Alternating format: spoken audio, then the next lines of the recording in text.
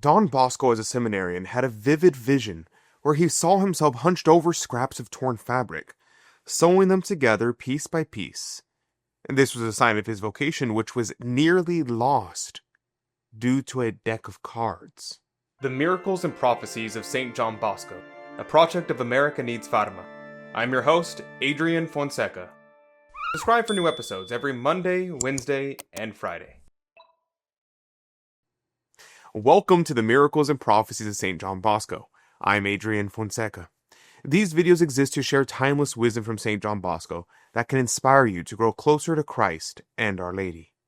Today you'll discover how Don Bosco's strange dream revealed his life's mission, and how one dangerous temptation nearly destroyed everything before it began.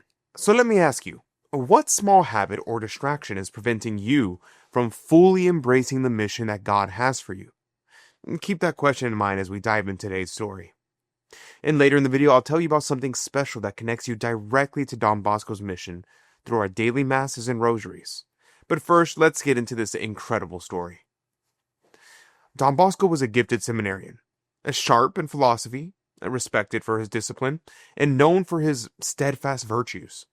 But deep inside, a fire burned even stronger, the passion to guide and save children's souls. Then one night, he had this dream. He later shared it with a few trusted friends. In this vision, he was already a priest. And he's not saying mass. He's in a tailor's shop. And he's not making new clothes. He's repairing old ones. Torn scraps, ragged clothes, stitching them back together. A priest as a tailor? It didn't make any sense. Years later, his spiritual director helped him understand what God was showing him. The cloth wasn't cloth at all. It was souls.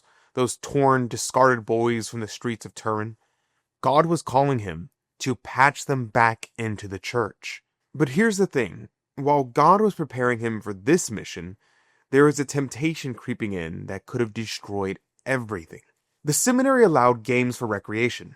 Don Bosco liked playing Broken Coffin. That was a very popular game back then. But then he discovered tarot cards. Now, before you think, wait, tarot, isn't that witchcraft? Let me explain. Back in 19th century Italy, tarot was just a regular card game that people played for fun and gambling. It had nothing to do with fortune-telling or the occult. That didn't become synonymous until much later. You could kind of think of it like poker, just a game. But Don Bosco started betting, small amounts at first, just having fun with the other seminarians. Then it started taking over. He couldn't focus on his studies. He'd try to pray, but all he could think about were those cards, the kings, the knaves. And then one day, he won. Not a fortune, but enough. And his opponent was sitting there, poor, desperate, almost in tears. And that hit Don Bosco hard. He gave all the money back. Right there, he made a vow to God, never again. Don Bosco's dream was calling him to rescue these scraps, the souls that everyone else had written off, and to mend them through God's mercy.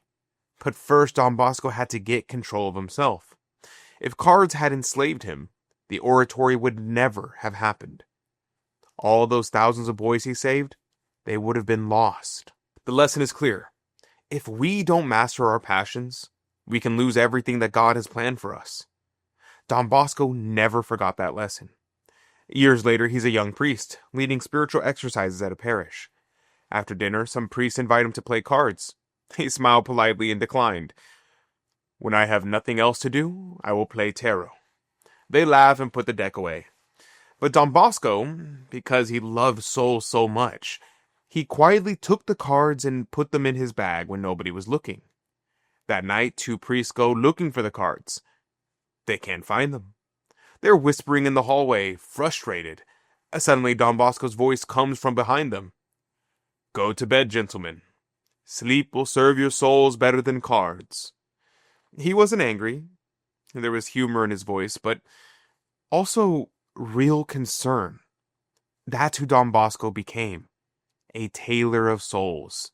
He mended troubled lives with kindness, wit, and a father's wisdom. Street boys nobody wanted, gamblers, runaways, even priests losing their way. Where everyone else saw garbage, he saw souls worth saving. Where others gave up, he kept searching. If tarot cards had gotten their hooks in him, he would have never become Saint Don Bosco. His vocation would have been over before it even started. And here's something most people don't know. Every single day, a traditional Catholic Mass is offered specifically for our monthly promoters of St. John Bosco. Think about that. A daily Mass, the most powerful prayer on earth, offered for you, your intentions, and your loved ones. Not just once, but every single day. As a token of thanks for supporting this mission, you will be remembered at the altar of God daily. Just as Don Bosco saw value in discarded souls and patiently stitched them back together, your support helps us to continue that work today.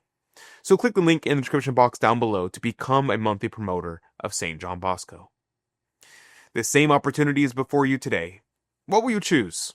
Will you cling to the habits and distractions that keep you from God's plan? Or will you, like Don Bosco, have the courage to walk away and embrace your true mission? Remember, somewhere out there is a soul that only you can reach. A person whose life will be changed because you chose to let God mend your heart first. Don't let a deck of cards or whatever your distractions might be stop you from becoming the saint that God created you to be. Don Bosco's prophetic dreams remind us that God is calling each of us to take the scraps of our lives, the torn and tattered pieces, and sew them back together into something beautiful in His sight. What resonated with you the most from today's story? The prophetic dream? Don Bosco's struggle with cards? Or his clever way of protecting those priests from temptation? Share your thoughts in the comment section down below. I read them all and try to respond to as many as I can. And before you go, click on the video appearing on your screen right now. Prophetic Dreams and Government Spying. In it, you'll discover how Don Bosco handled government persecution, lost his sanctuary for street children, and faced constant surveillance, all while receiving divine visions that would establish the Salesian Order.